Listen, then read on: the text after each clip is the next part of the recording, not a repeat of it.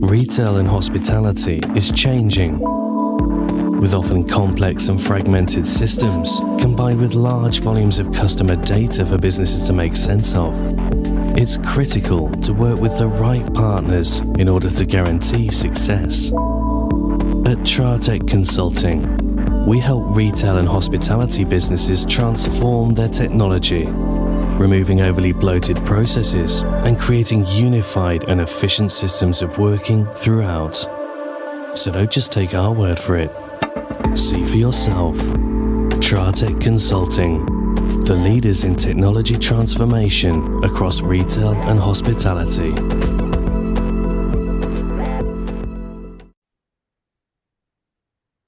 Hello, welcome to the All Things Borough podcast, the official podcast for Farnborough Football Club and sponsored by Tratec Consulting. Tratec takes your business visions and turns them into innovative reality.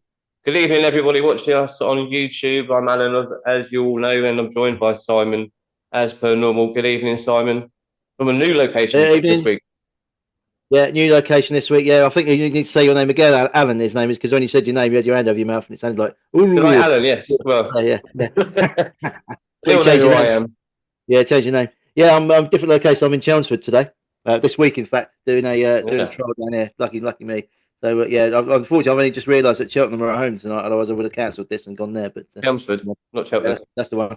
Yeah, I've got it on the brain. See, on the brain. I'm into my horse racing, as everyone knows. So yeah, I mean, I've got it on the brain.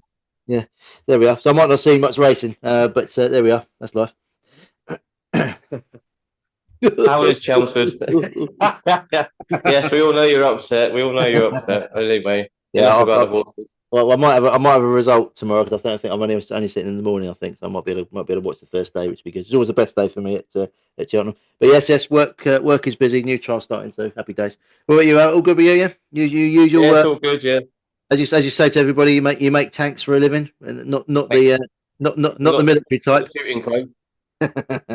Yes, the world of water treatment tanks is treating me fine this today. So busy day today. Lovely. So I'm a little bit tired, but yes, no, all good.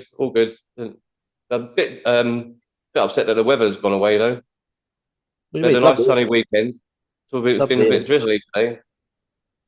No, unlucky. It's been nice here in deepest, darkest bandit country, Essex. It's beautiful down here. Lovely. Is it? I thought about regelling my hair actually, so I could blend in a bit more with the locals. But there we are. Call myself Joey. You might need to whiten your teeth a little bit as well. Yeah, it's coming. I'm going off Turkey next month, and so get them sorted out for good. Yeah. Right. Anyway, enough of the pleasantries. Anyway, as you know, Simon, we've had a lot of discussions about finances and football, and we've wanted to do an episode based on this for a little while, haven't we? And we've had a few discussions with certain people that have been on the podcast with us in certain episodes. But no one knows football finance better than our next guest. It's Kieran Maguire, co-host of The Price is Football. Yeah, I think you wrote a book as well, didn't you? The Price is Football book, Kieran? I did. It's over my shoulder, over that one. Oh, there you go. There it is. Yeah, that was a stupid thing to do. That was one of my. But I'm supposed to be the business person. I am the world's worst business person. It took me about 2 years to write. You had to do a load of research, and I thought, well, nobody's going to buy it.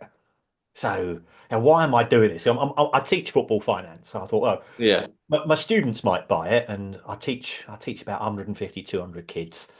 20% of them will buy it. That's 40 or 50. The library will buy 10. Some other libraries might buy it. If I sell perhaps, if I sell 100 copies, I'll have done well. Yeah. And I'm on a pound a book royalty. So I'm thinking, 2.5 years of my life for 100 quid. But at least I can say I've written a book. That's true. So it came out. It came out about 3 weeks before COVID. 3 weeks before lockdown. So I thought, oh no, this is all I need. So there's no bookstores to buy it from. So it'll be an absolute disaster. And I worked with the local food bank. And at the start of COVID, when the whole country went completely loopy, well, we got raided and they stole all the food. The criminals broke into a food bank and stole the food, And we do deliveries to little old ladies, one parent families. We try to do a bit of good. And I thought, oh Jesus Christ, that's really bad. So I said to the boss, I'll tell you what, I've got this book on football finance, and I'll give you 100% of the royalties. Yeah. And he goes, oh well, that'll be a tenner. And that was fine. And for reasons because nobody else had anything better to do. Sort of 6 weeks later, it's number one in the Amazon sports books. Yeah. And Wow. my wife's going, how much money has this cost me? Why couldn't you give 50% of the royalties? Why don't you go and renegotiate? And I said, well, I've said I'll give it all. And she goes, well, you're an idiot. And I said, well, yeah, but I've never had a royalty check, so I never miss one. Yeah. And the book sold quite well. Yeah, I was going to say about COVID. I actually ended up did like everyone else did. I bought a load of books in lockdown as well. I read a lot of sports biographies. So I've got Kieran Fannon's one. I've got Frank Lampard's. There's Harry Redknapp, Harry Finlay as well. Another one about gambling and gambling for life. I bought all of those. So I was thinking you might have done really well there. It sounds like you did. To be fair, well, it was. I didn't. Anyway. I didn't know. No, either. Yeah. Not personally, no. We got a few. I thought when you started the story off there, I thought you were going to say that you all the food got nicked and all the books, but they didn't want the books. They brought them all back. But, harsh but fair. And so, did the podcast was obviously born out from the book then? No, I'd started doing the podcast, and Kenny, it was one of those sort of weird things. I do quite a lot of work with the BBC and other broadcasters. And one of the guys said, I think the future's in podcasting, so I want to set up this podcast company. And do you want to do a podcast on football finance? I'm going, well, there's not enough material. Nobody's going to listen to it. So he says, yeah, but I'll be your manager. And he told me how much he was going to charge me quite a lot of money each month. He was going to charge me £1,000 a month to be my manager. And I'm going, I'll be doing all the hard work, and you're doing what? Yeah.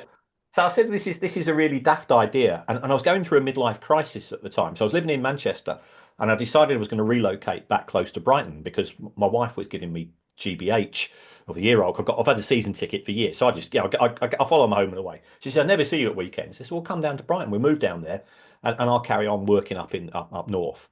And here's the deal. I'll never moan about, getting the train as I'm teaching in Liverpool tomorrow.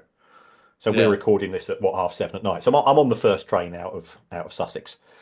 So I won't moan about it, and I haven't. So I said it's not going to work if I do it. We need to get somebody else. And I knew of Kevin Day because when Brighton nearly went bust in the mid 90s, he's a Crystal Palace fan, so he hates Brighton, but he was good enough to do a benefit gig for us. I thought, and all Brighton fans have always remembered him. Yeah, we hate Palace. Yeah. Kevin Day, he's all right. He's one of the good ones. So I pitched him on Twitter, and I could tell in his response, he's going, "Oh Jesus Christ, how do I get out of this?" So he was too polite to turn it down, and we've been doing it now 5.5 years. We're about 18 million downloads. It's done really well. Very well. It is a really good podcast. I've listened to quite a few episodes. I'm a bit behind as most people will be on many podcasts, but it is a really good podcast to listen to. If like us, if you're interested in that sort of behind the scenes financial sort of side of things of football clubs, it's a really good listen, and I would highly recommend it to anyone that is watching us tonight. Well, not tonight, but watching this episode to have a look at it, have a listen to it. Price of Football is definitely worth a watch, worth a listen. So well done. You're a close second to us, Kieran, on downloads. Exactly. Yeah. It's going into the final straight. Yeah, you're a Cheltenham man. Up and up, head to head. Yeah, you lost out by a short head there. So I think it's some other allergies and got one in just now. No, definitely. It'll be going on forever, Kieran. Don't encourage it. Don't encourage it. But look, so football finance is a big thing to get into. How did you get into doing it? Because I know you teach at Liverpool University as well. So what led your life into football finance? It's like most things. I've never had a career ambition. I I trained to be an accountant because I could add up quite well, but I was a crap accountant and I hated it. So I moved out and I went into teaching, and all of my teaching life's Manchester and Liverpool. So I've sort of flitted between the two cities. And the thing is, if I've got a couple of hundred kids at 9 o'clock on a Thursday morning for 3 hours, how on earth am I going to keep them awake? So what I found was that I say instead of doing business valuation, let's value a football club. How much do you think United's worth? How much do you think City's worth? And I go, oh, so I've always used sort of football as a Trojan horse for teaching traditional finance, and it was never really a subject. And I love my job. I'm a huge believer in education, but the pay's crap.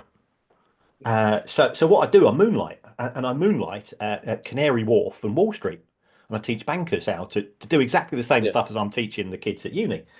And I was down teaching in London one day, and in fact, it's coming up to the 20th anniversary, and I taught this group of bankers in the morning some nonsense with numbers. Went out to get a bit of fresh air at lunchtime. Came back, and these two tasty looking bouncers at the door. Look, sort of checking everybody, checking their credentials and so on. I go, what's going on here? And why have they put the shutters across on the windows? What's going on? And so I went in and I said, is anything happening today? And they said, oh yeah, one of our clients, the Glazer family, is about to announce when the New York stock market opens, they're about to announce that they're acquiring Manchester United Football Club in something called a leveraged buyout. So I go, okay, right. And we talk about the deal, and I just forgot about it. And then I was on the train back to Manchester from London in the evening, and my boss phones me. He says, you've been double dipping again today. And I said, yeah. He says, okay, well, fair enough. Okay, it's payback time. We've had a phone call from the BBC, and they want somebody to go on the breakfast sofa in the morning to explain this deal. And I know you all you do is talk about bloody football all the time. So, you better go and explain it to an audience. So I'm thinking, great, I'll be waving to my mum. I was sort of dead excited. So I go on the telly on the BBC Breakfast, and I think the politest thing I can say is I didn't make a complete arse of myself, because lots of people at university, I work with super, super smart people who are far cleverer than I am, but I'm street smart. I'm from, I grew up in Chelmsford. So, I know what it's like to be on the other side of the tracks, and I was born in the Elephant and Castle in London, so I'm not got any airs and graces, and then the next time something happened in the world of football finance, you're on somebody's list, so you get a phone call when you come in, and it's sort of just built up and up and up. So I probably do around about 800 interviews a year for Wow. BBC, ITV. I've written for the Times and the Mail and the Guardian and 442, and it's great fun because I'm just talking football, but people think I know a hell of a lot more than I actually do, and I'm not going to tell them the truth, because and it's a classic case of in the land of the blind, the one-eyed man is king, and I know a little bit. I can add up and I can explain things. So I do. I do all of this football finance nonsense on the back of it, and it's just exploded in the last few years. With the Manchester City case and the Manchester United takeover and Super League and Project Big Picture and all of the lunacy. And I'm just sort of in the eye of the hurricane of a lot of it all the time. And local journalists and TV stations, they don't want to learn it. I don't blame them. It's it's like garbage. But so that they get me to explain it for them. Do you think that the success you've had with obviously the area you're into, you think that's coincided with, because I think football's a lot more kind of analytical now, isn't it? And people want to know that, and more and more stuff going on, also not just on the pitch but off it, and also with the emergence of a lot of foreign business owners or hedge funds and all sorts of things going into football. I think that sort of helped you along the way, as it were, with your with the type of subject that you specialise in. Oh yeah, without doubt. The fact that if you I've got every single set of accounts for every Premier League club in every season. So I've got these ridiculously big spreadsheets. So at the start of the Premier League, the average salary was 2 grand a week, which was, it's 100 grand a year, but it wasn't completely out of the orbit of humanity, And now the average salary is 72 grand a week. So you add zeros and Yeah. people become more interested. And also remember, we've had the rise over the course of the last 30 years of satellite TV. Remember, before satellite TV, we had 4 channels. Then we had two or three radio channels. Now we've got TalkSport. Well, TalkSport need content 24 hours a day. Sky Sports need content 24 hours of the day. You've got all of these people doing podcasts. So I did one with Rio Ferdinand last week. A few weeks ago, it was Jamie Carragher and Paul Scholes on their shows, and they've got fantastic brands, and they bring sort of, and I'm under no illusions. I'm the useful nerd, which is why I'm here tonight. You're not coming here for my knowledge of B-sides by The Cure, or tales of when I used to run a nightclub in Blackpool. You come here for the nerdy stuff. Well, actually, Kevin, we were going to ask you about the Cure, and no, I'm only kidding. No, exactly. Yeah, I mean, obviously, you've peaked today. We're obviously coming on our podcast, with the name. I know you've been Rio who? You've been name dropping quite a bit there. I mean, obviously, Simon Watson and Alan Osler from Farnborough was obviously next on your list of people to influence and hit. So yeah.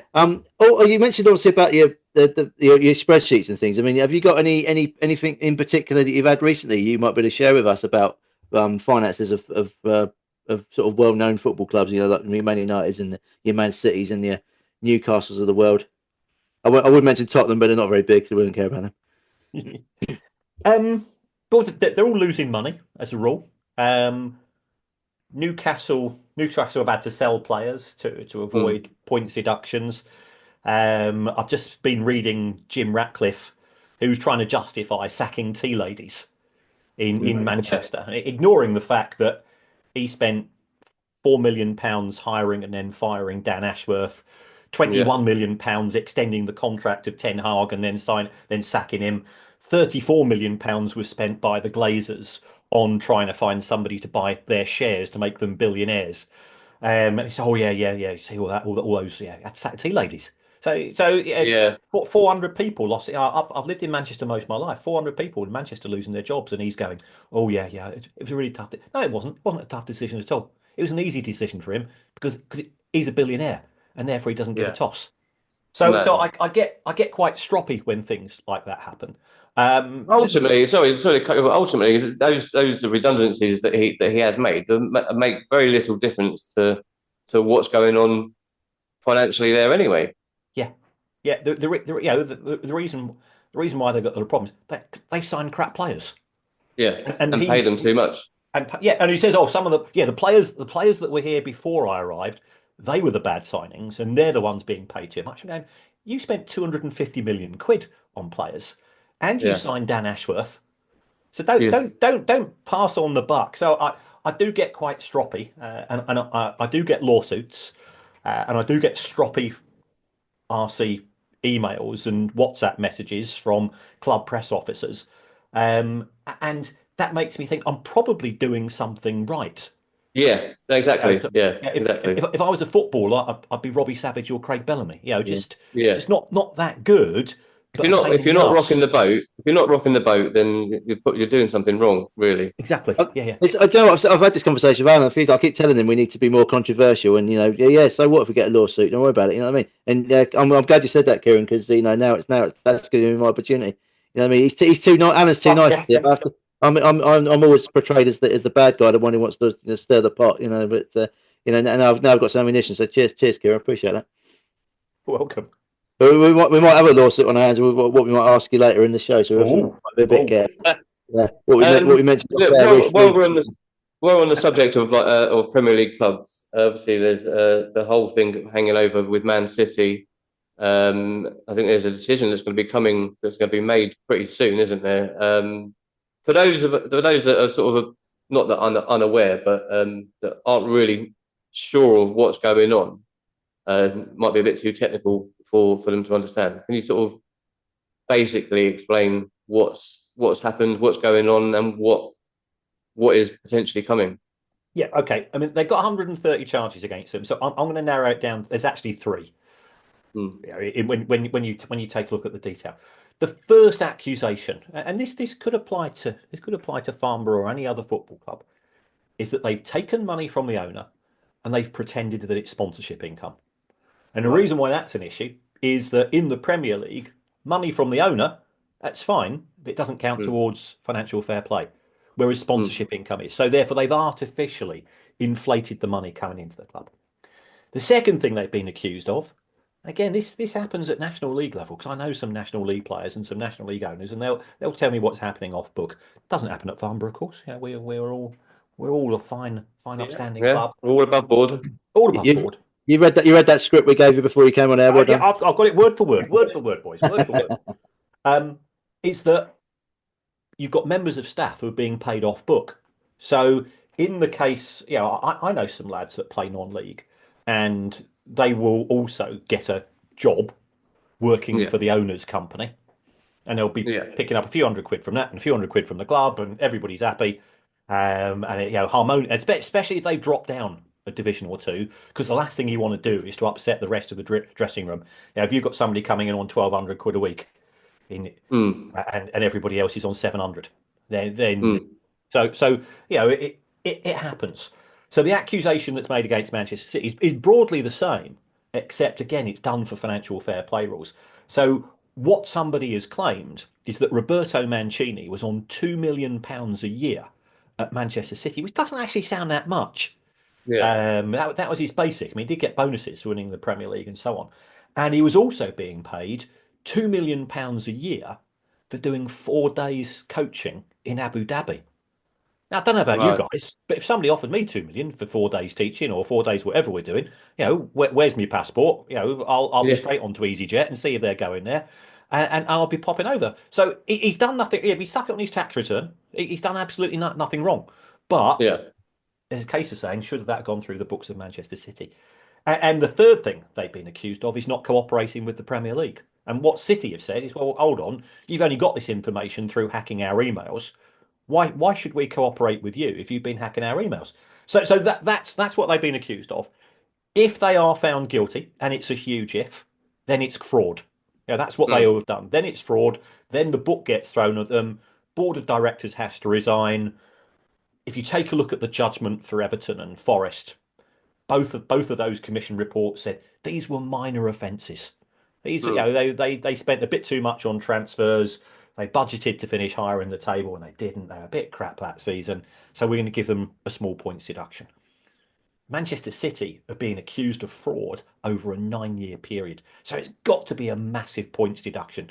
And realistically, it's got to be enough to make sure that they're not going to survive this season in the Premier League. But we don't know whether they're guilty, or B, when the announcement's going to come. I'm on standby for various broadcasters for when it comes out. And I've told the missus we can't go away on holiday, can't go away for a weekend for the next 4 or 5 weeks. Pleased. Oh, she says when the result comes out, she's packing her bags. She's going off to go and see her sister. I'll come back in a week.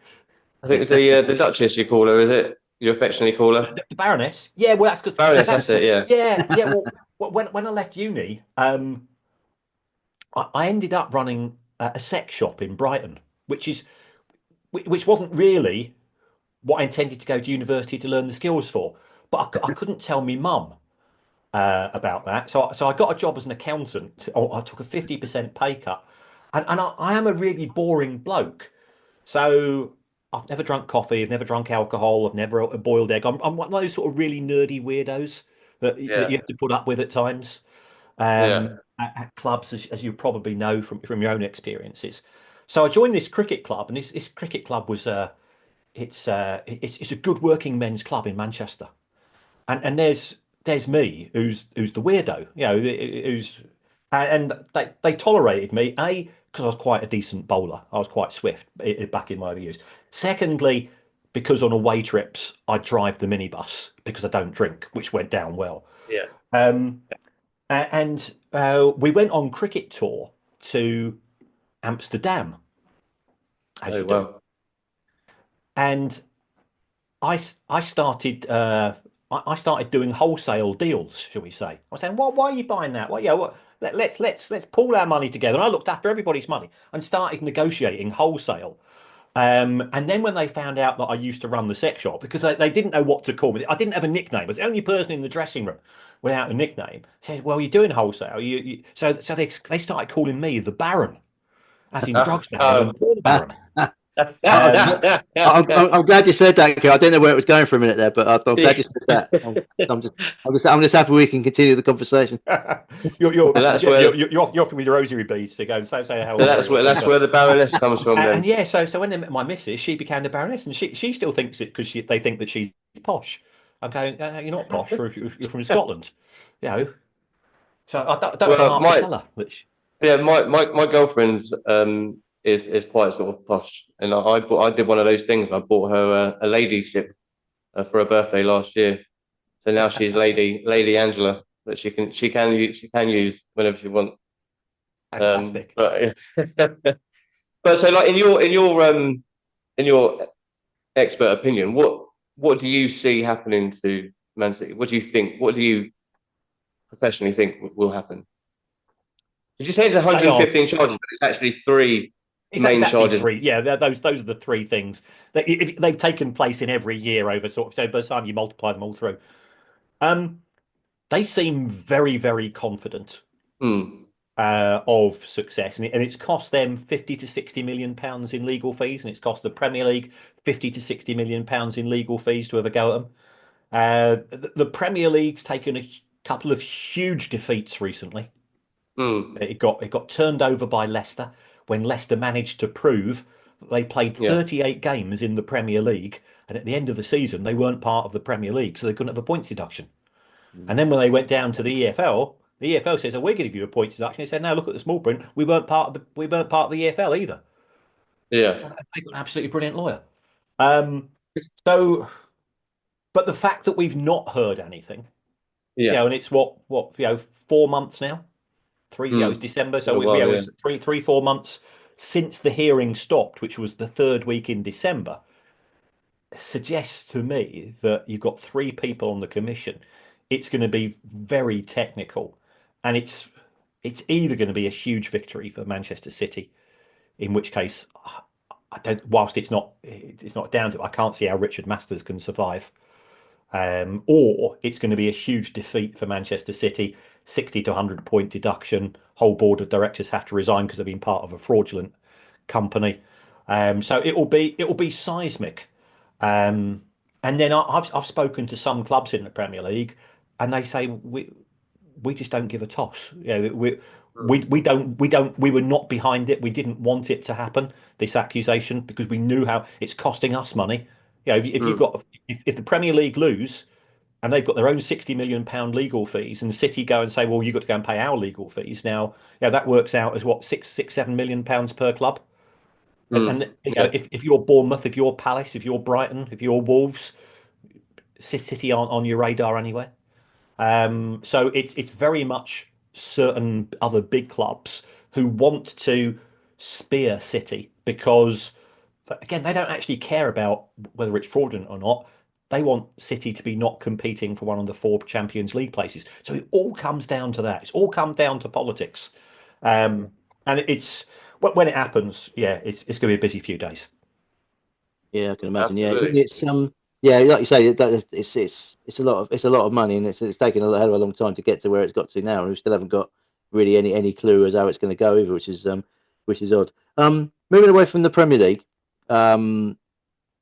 just football in general, as we all would agree, that football finances in football are precarious, so we say the least, at the moment, due to a number of factors, mainly due to, my own personal opinion is a lot of the money goes out of football now. It all started off with the Mark Bosman ruling all them years ago, so the transfer fees have sort of disintegrated or non-existent, going into the lower leagues. The lower down you go, the less money you get in, and also a lot of the money goes out in agents' fees and player wages now, and football lining the players' pockets rather than the clubs. Do you see that as the major factor in football finances being the way they are at the moment?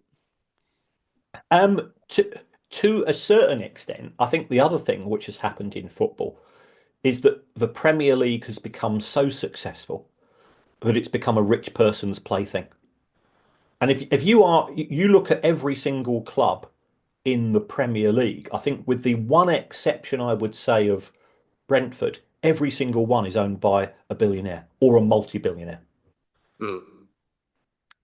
And if I'm a multi-billionaire, what do I want? I was watching the Forest game against Manchester City on Saturday, and at the end of the match, what do? They cut to Marinakis, the Forest owner, celebrating.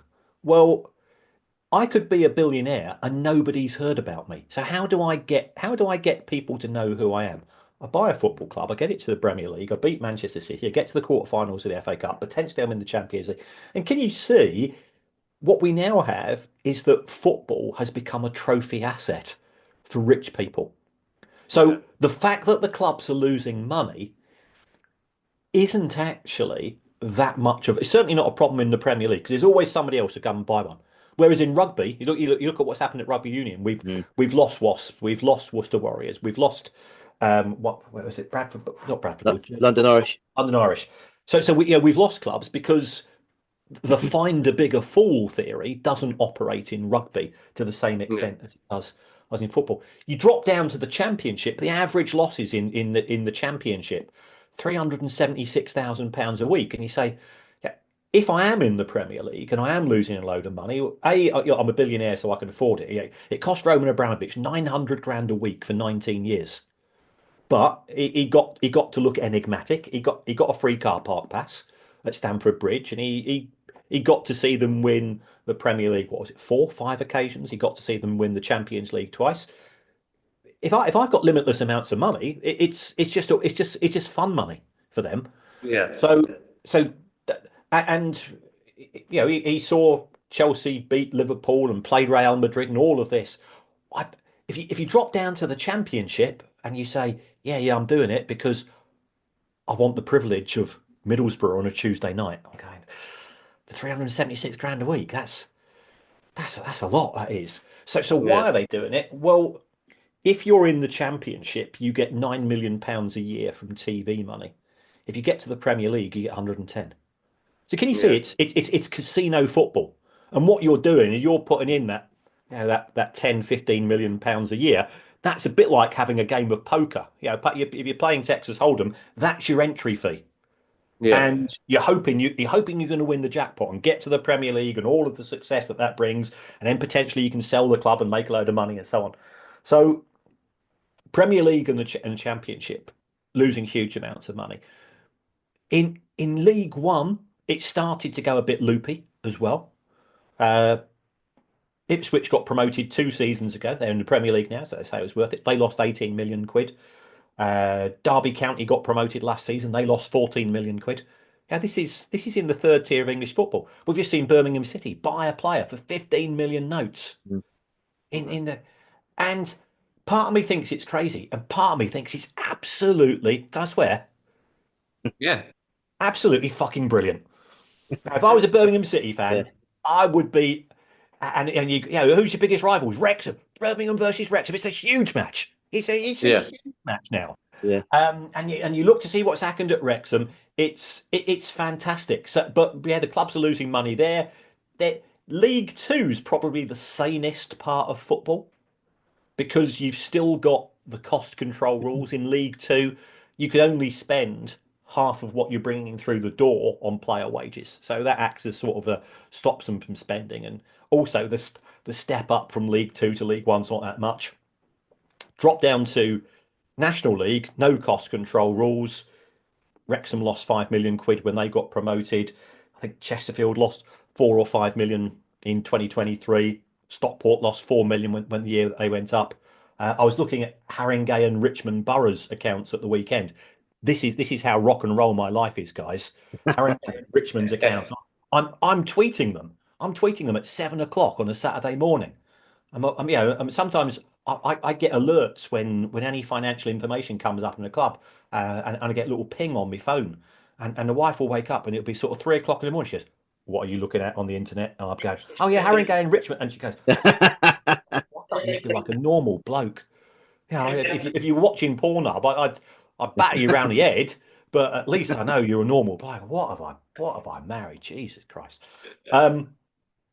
So you've got clubs in National League South, North, losing more than £1 million a year, and that's what you're up against at Farnborough.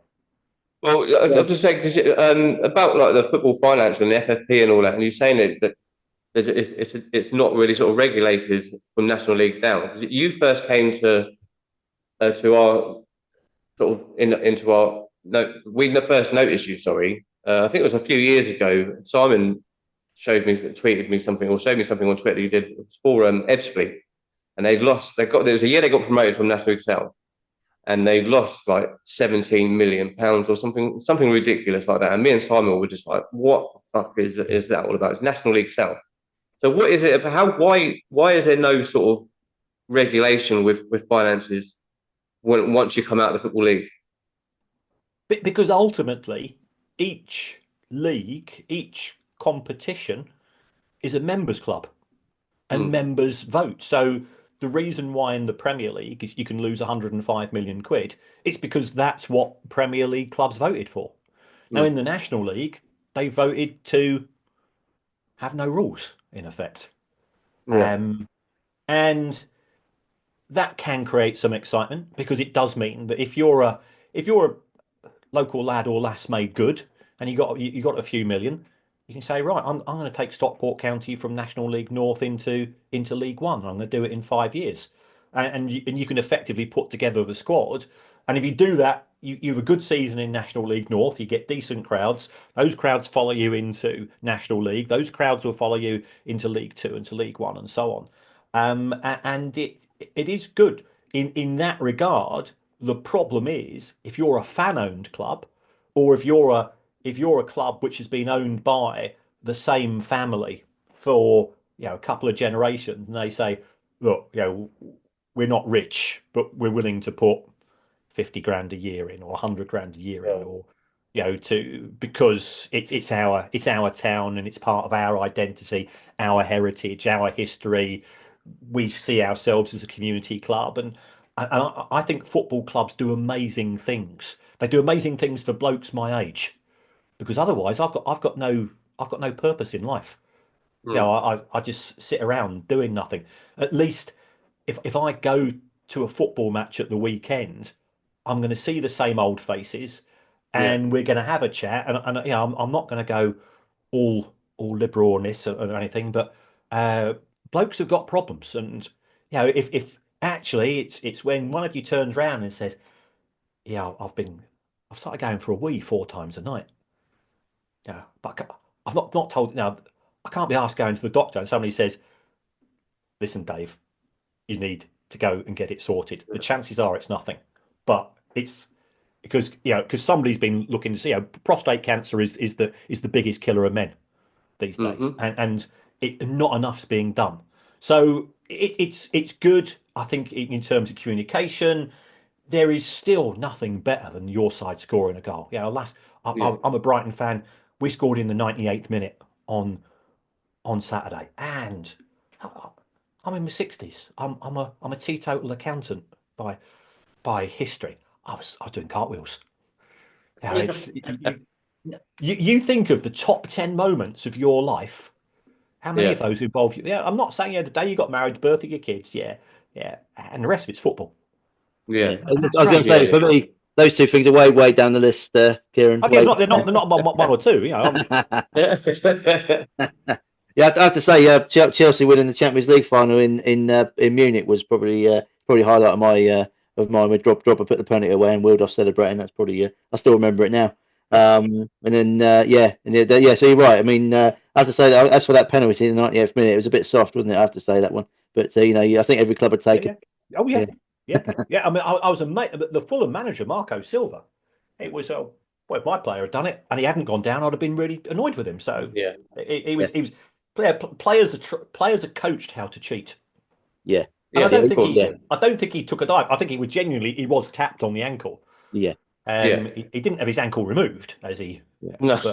I thought Michael Silver's interview was amazing. Really, he took it on the chin, didn't he? He thought, he's one of them. He just basically said it's a penalty and that's that. And on the current rules, he's probably right, but it was a bit soft. But yeah, I think that's something else other than bad financial management, shall we say, that's filtered down the leagues is the amount of cheating and diving that goes on. We have to say we see it in the National League South with Farnborough most weeks as well. When there was a player, I think for Slough, who we played at the weekend, who got booked for diving, and that was in the first half. Back in the day, you especially on Sunday mornings, you'd get kicked by your own team when you did that. Yeah. But moving on to, we want to talk a little bit about Farnborough, maybe. And I know we spoke a bit off air, didn't we, about the finance. And I think you've got some figures for us to maybe go through. I'm gonna hide you on the sofa when you say this, because I'm not sure what you're going to come out with. So I apologise to the club directors in advance. Well, I've got the accounts for 23-24. Now, normally I'll have about 20 or 30 pages worth of content here.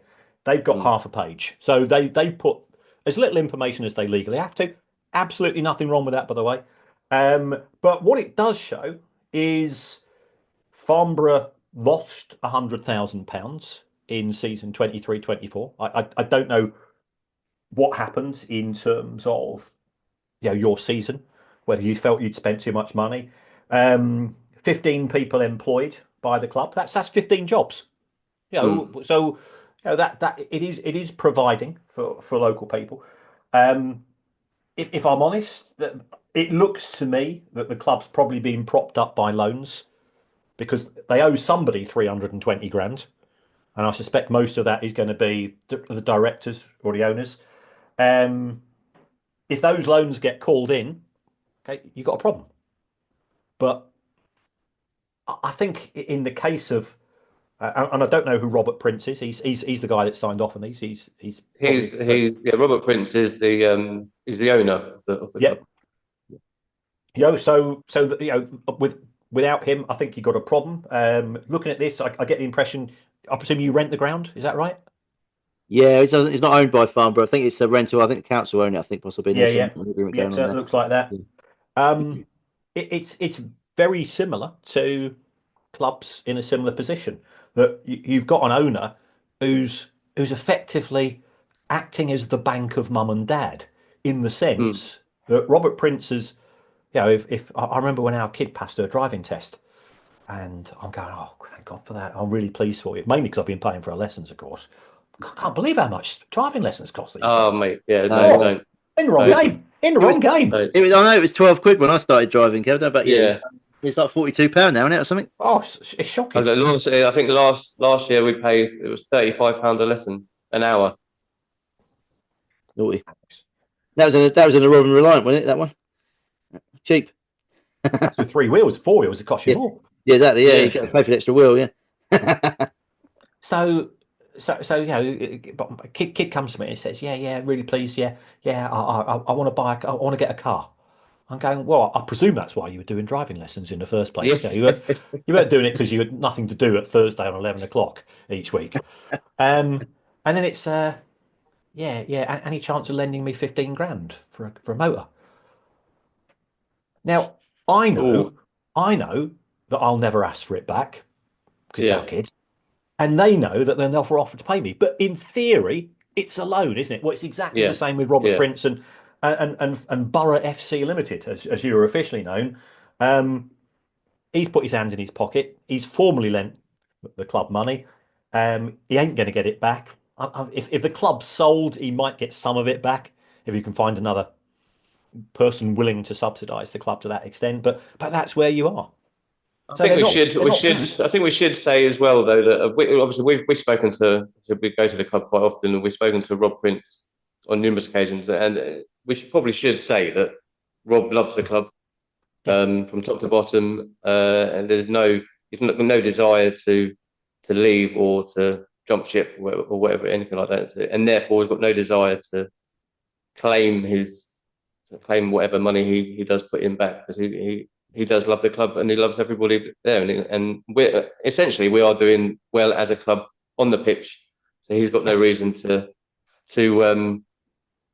to back out of any kind of deal. So also as well, not only Rob as well. We got there's other directors there like Duncan Saunders, for example. The manager Spencer Day also has a share, and I know he puts money in as well, and also doesn't take a wage for his managerial duties that he performs very admirably, I think, each year. So there's lots of I think we're quite fortunate, Kieran, really, with Farm, because we've got some really good people involved. They all love the club. The heart's in the right place.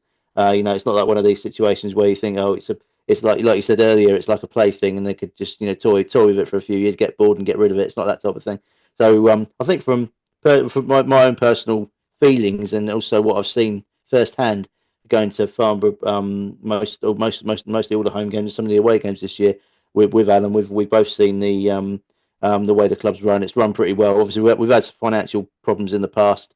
2007 probably being the main one where we were wound up and had to go into administration for a second time. And we know that the league have told the club, but it's not going to happen again. If it does, then that's it. It's the end of the club. So we're not coming back. So that sort of thing, I think, is the directors are very keen not to get ourselves involved into that sort of financial situation. But unfortunately, as I'm trying to come around to the point, is we kind of struggle as a club to compete with other clubs because they're kind of willing to put the money and probably what I would suggest, put the club at jeopardy in order to try and get promoted. So clubs like I don't know if you've got any, put you on the spot a bit. I don't know if you've got any facts and figures for clubs like Boreham Wood and Dorking Wanderers, Torquay, all of those sort of bigger name clubs. I mean, they're all, I know that Boreham Wood's playing budget's like 1.5 million, which is like 8 times bigger than ours. So and their performance, which in itself is insane for a National League sell. Yeah, insane is the right word. Yeah, it is insane. Me personally, I think it's madness. But I don't know what your thoughts and feelings are on that, Kieran. It is an indulgence, I think, for some people. I mean, I'm looking at Boreham Wood's accounts here. This is he's good, Simon. He's good. Genuinely, and if you don't believe me, I can show you that it says Boreham Wood. You can actually read that on my iPad. They do all right. I don't know. I mean, they're getting quite a bit of money from donations, but they're breaking even, which suggests to me that perhaps they've got £2.5 million in the bank. They're in a pretty strong position. So you have to ask where that money is coming from. Yeah, I mean that kind of surprised me because I know that this season, because obviously they got relegated from the National League, and I know this season their gates haven't been that great. I think for a little while, I think even our gates, we were getting more in attendance at our games, home games than Boreham Wood. They had a 750 gate or something for one of their games. It was really poor. But you've absolutely killed me off there, Kieran. We should just stop the interview now. I'm absolutely gutted. I was hoping you'd say they were £15 million in the red and they're going out of business next week. That's what I was hoping you'd say. Damn. I'm sorry to have let you down. Yeah, looking at this, they've got a very impressive looking. Yeah, they do get a lot of money in with sponsorship, and they've also got the Arsenal ladies play there. So I wonder whether they've get a lot of money through that possibly. Yeah, and I said that you had 15 employees. They've only got one. One, really? They've only got one member of staff. Yeah, that's very strange. I presume they're part time. They're doing it all. It's the handyman. He does everything. That's right. Handy. Got lots of hands. Yeah, correct. But I mean, from what I've seen of National League, and I've been very, very careful what I say. Some club owners that have been flitting around that level of football have been using the clubs for nefarious purposes. I can't say who, where, how, because I have been on the receiving end of lawsuits, and B, the people who they are up to nefarious things for, they don't like being named in public. I can assure you as well. No, I guess they don't. But yeah, there's some very, very odd stuff because the EFL they inspect very, very carefully. I think it's a bit more of a relaxed environment, National League, and that's right and proper because you don't want the league spending money on sending accountants and lawyers around to every club and filling in loads of forms. Now that would destroy grassroots football. Yeah. In your opinion, sorry, Alan, it does cut you off there. You asked one of them. In your opinion, then, is this kind of nefarious activity rife in that sort of level of football, in sort of step 2, step 3 level of football, step 1 even? Is it commonplace?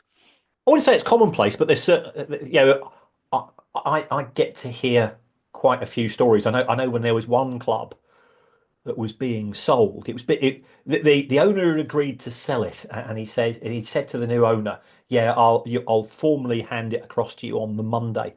And the club was playing at home on the Saturday. So what the owner did was he disconnected all of the card readers, and everybody had to pay cash for everything. And Oh he God, literally walked away with two big bags sacks. full of Yeah, cash. and it's this type of stuff. Yeah, It would make for a really good drama series on Sky. Yeah, You know, it is yeah, because it's not common because you get to hear one of these stories it yeah. goes into your material forever and a day.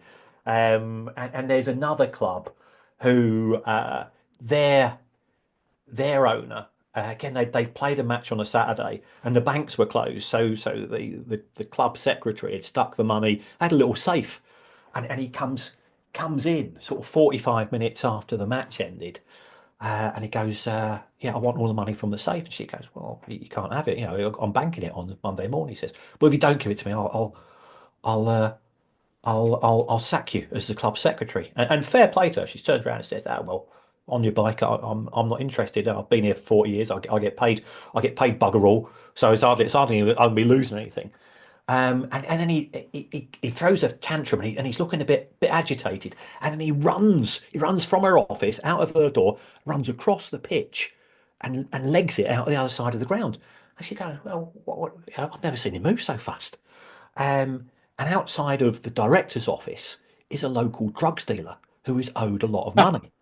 Oh wow. So yeah, you hear Unbelievable. that, you go, "Oh my word, what's going on here then?" And look, so I've never drunk alcohol in my life. I've never eaten a boiled egg. I'm the world's squarest man. I don't know very much about the drugs industry, but I Yeah, get the impression it's not the type of industry where they let you pay by a check. Yeah, they probably insist on cash. I'm not saying the two things are connected. I'm yeah. not saying there's that at No. all. But this is the type of absolute craziness that you get to Yeah, hear about, just sort of because I sort of chat to people at clubs, and it's all about you building up a bit of trust. And if a club's got a bit of a problem, I can say, "Well, this is what the other clubs in your division are doing," and so on and so forth. But it is bonkers. It is brilliant at the same time yeah. because we don't want sustainable football, really, do we? We want a bit of lunacy in our lives. Yeah, yeah. I have to say Well, what I you think mentioned yeah, about I think that sort of does make sort of non-league football really what it is as well, sort of, especially behind the scenes. Um, but I think that I don't know. I think that maybe there should be some sort of control over what clubs are doing behind spending wise and all that, because we have seen in the last few years certain clubs potentially almost going out of business. And during the last season, it happened with Torquay United. Yeah. That nearly went pear shaped for them. They nearly got relegated off the back of it. But they're doing better now. They're doing all right now. So do you not think that maybe some sort of semblance of control needs to be sort of brought in to help these clubs sort of run a bit better? this is kind of head rolling heart time now, Kieran. I think, Yeah, isn't it? exactly. Yeah, It, in an ideal world, yes. And I think if we take a look at the proposed independent regulator for football, that's going to go down to the fifth tier, i.e. effectively to National League, but not National League North or South. So Mhm. there is going to be a bit more inspection, a bit more compliance. Uh, at the same time, when I was an accountant, I used to specialize in administration. So I used to do all the insolvency work, mainly doing pubs and clubs because I don't drink. So therefore, my firm used to go and send me out on a Friday and Saturday night. I'd be doing all the stock takes, all the cash takes, and so on because everybody else wanted to be out on the ales, of course. So I've seen businesses run poorly, and just because the breweries would be sending inspectors around, but if you're operating a cash business, it's Mm. very, very difficult to keep track. You've just got to hope that the right people are making the right decisions, Yeah, uh, and you'd have to be having so much control to stop one or two clubs going into administration every 5 or 6 years, and then they come out of it because this is the great thing about football. This makes me sort of proud to be a football fan. The fans will rally round. The fans will, because it means so much to them. And I'm not saying it's right, but that's what we've got in football that they haven't got in rugby. Yeah. Yeah, fan base. You're right. Yeah. It brings me on quite nicely. Actually, I don't know if we've got a lot more, much more of your time to take. But I just wanted your brief thoughts really on what's going on at Farsley Celtic, because they're obviously having a massive financial problem, aren't they? And there's similarity. Everything that we've talked about tonight, on this episode is kind of like probably happened through Farsley Celtic, I think. Have you got any sort of details or any facts or figures about them particularly? Because I know there's lots of stories going around, and I don't believe half the stuff I read and hear because some of it's nefarious. I have seen some fan reaction after one of their games, and he was going bananas at the players. I think I sent you that out, didn't I? That guy. Yes, it might have been easier for you to actually put some subtitles on it for us, Kieran, or maybe do some translating because he had a rather thick northern accent. I couldn't understand what he was saying. Anyway, have you got anything on Farsley Celtic at all? They might be interested to know what's really going on there. I don't know the intricate details of that one. I did speak to somebody that was ironically contacted me who was taking up a post at Farsley Celtic and wanted my views. I think the owner is agitated. There's been a breakdown of ultimately. If you think about any successful working relationship, it comes down to three things. Do I like you? Do I trust you? Can you do the job? And that relationship's broken down at Farsley Celtic. People have left, volunteers have left, things are being said. It's difficult stroke impossible to recruit players under those circumstances because if you're playing at that level, okay, let's be honest, I love my football, but I want to be paid for it as well. So I think there's a degree of uncertainty which makes it that much more difficult, and the results have been dreadful. Yeah, you're right. Yeah. I'm not surprised the fans, and ultimately fans are not going to be happy if the club's not performing well. No. End of the day, like I say, bringing back full circle to the comments you had regards, Birmingham versus Birmingham versus Wrexham. You know what I mean? It's fans don't give a monkey's what's going on off the pitch financially wise when you got games like that going. Say spending £15 million on Jay Stansfield, everyone's thinking, well, what a great signing, but they're not thinking, hang on a minute, we're going to lose £40 million this season. You know what I mean? It's they don't care about that as long as you get 3 points on the Saturday afternoon. That's all they care about, isn't it? At the end of the day. Yeah, well, football is the great escape. Life's pretty tough. There's not many smiles these days, are there? There's all this stuff happening all over the world, and I've got no real interest in it, but it's not making me chuckle seeing some of the stuff that's coming out from here, there, and everywhere. And football, it's that one oasis for 90 minutes. Yeah. I can forget about all that other crap, and I can just concentrate on calling the referee a wanker and what's important in life. And that I think that's life affirming, and celebrating. What other thing makes you hug a stranger apart from seeing your side score a goal? Why else do you sing with irony and not right? Yeah, we're the greatest football team the world has ever seen. And I'm going, well, I support Brighton. And you're going, well, yeah, we still sing it. We still sing it because that's what we've been doing for the last 30, 40 years, however long it is. Yeah, I would also say that other swear words are available if you want to swear at referees. There are other words. There are plenty others. But also, we should point out, if you want to swear at the referee, don't do it in the directors' area at Farnborough Football Club, because, like someone here did, you got himself told off by the vice chairman. Yeah, sorry, Kev. That was my weekly apology to Kevin Dyer at Farnborough for my outburst. Yeah, I would say that on the caveat, I was right. But anyway, that's beside the point. but who'd be a referee? Yeah, well, I was. For a low level. For all the grief we give them, they still do a far better job than we could. Yeah. It is one of those impossible. It's the impossible job. It's like the England job a few years ago, and it's the impossible job. So there we are. You got anything else to say, Alan? Any more questions? Just before we let you go, Kieran. Do you get invites from clubs to go and do little talks about finance and football, just to sort of help them out or point them in the right direction of what to do? Vaguely. Yeah, I'm not. At the end of the day, I'm a teacher, so Yeah. yeah, and I've not worked in practice, shall we say, for best part. I've been teaching for 40 years. Yeah, when our kid was born, when my lad was born, he's autistic, so move out of the world of 9 to 5 and suits and go into a job where people actually think more about people than they do about money. Mm. So I'll have a chat with clubs. I do a live show with Kevin. So that tends to be. I think we've done a few in non-league. We've done AFC Wimbledon. We appreciate there for the football league. Who's that trendy club in South London? Clapham. Let me.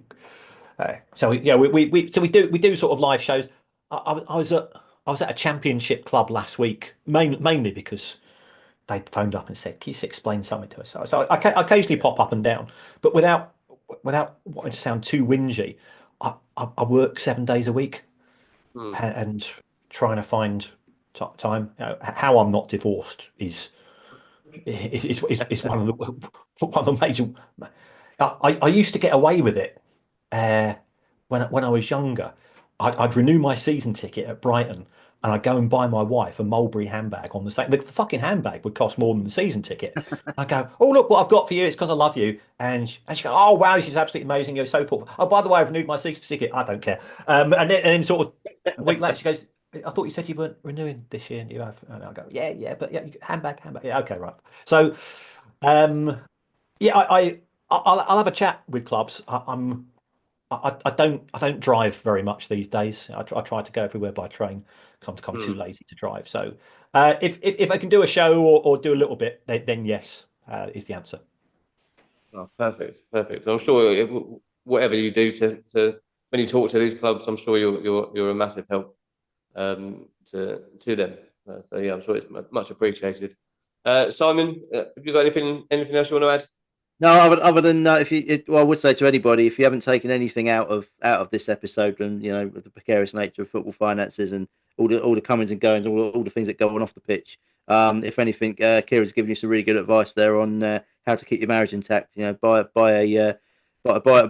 a nice handbag, then give him the bad news straight away afterwards. That's a trick. So yeah. Yeah. Come for the football finance. Stay for the marital advice. That's the Yeah. way it always. Yeah. Yeah, perfect. Right. Look, Kieran, don't go away anywhere. We'll have a little chat when we come off air. Okay. Simon, say good night. He always tells me to say goodnight. It's like it's Yeah, I've said it earlier. I forgot to do the the little advert bit yeah, first. you do that. You can do that in a minute. You can do that in a minute. Yeah, Now. It's my turn. My turn now. It's Yeah, so yeah. sincere as well. Yeah, it I is. mean, you're professionals, guys. I was very impressed with your professionalism. Thank you very much. I'm glad you thank said you. that off. You're literally the said first that. person to say that. Yeah, on there because normally they always wait until we're off air. I don't want to actually say it on there because I don't bring myself down to your level. They normally go to, but yeah, thank you. Thanks for listening, everybody. Episode will be out shortly. Wednesday, I think. Wednesday. We're recording on Monday, so it'll be out on Wednesday. Happy listening, and we'll be looking forward to another episode. Thanks, Kieran, for giving us your time. I know you're a busy man. Appreciate it. Thanks for the invite, guys. Much appreciated.